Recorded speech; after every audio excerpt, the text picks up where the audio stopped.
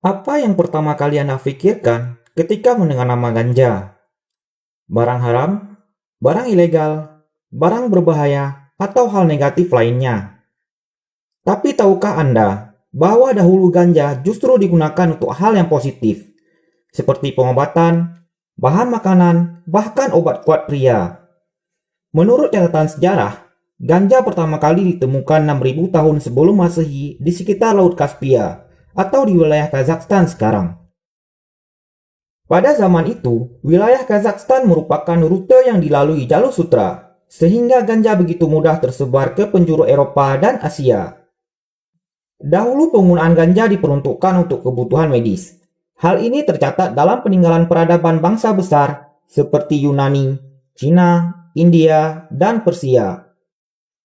Bahkan bangsa Arab pun sebelum abad 20 punya catatan medis terbesar tentang penggunaan ganja.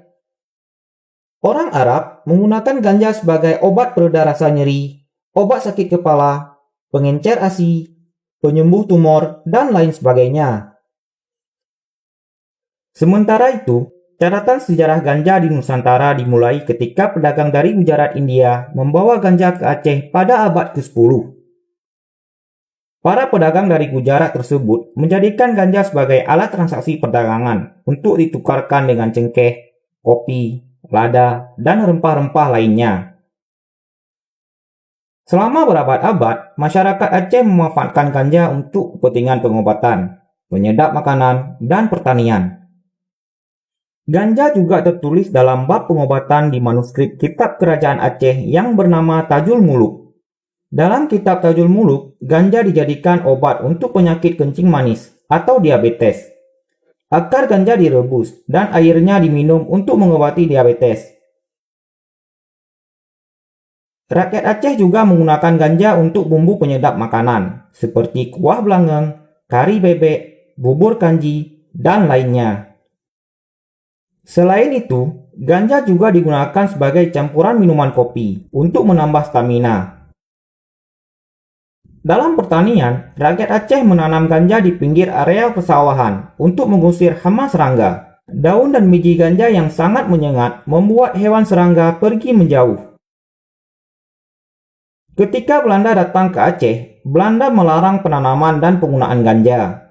Belanda beralasan bahwa ganja digunakan oleh pejuang Aceh sebagai penghilang rasa sakit dan penambah stamina untuk berperang dengan Belanda. Setelah Indonesia merdeka, masyarakat Aceh kembali memanfaatkan ganja dalam kehidupan sehari-hari. Ganja mulai disalahgunakan ketika masyarakat mulai menggunakan rokok kretek dan ganja dijadikan sebagai pengganti tembakau. Menurut riset, menghisap ganja secara berlebihan dapat menyebabkan kerusakan saraf dan kecanduan hingga 9%. Pelarangan penggunaan ganja di dunia diawali dari Amerika Serikat yang membatasi kepemilikan ganja hanya untuk kepentingan medis di tahun 1937. Lalu pelarangan ganja diikuti PBB yang menerbitkan Konvensi Narkotika tahun 1961.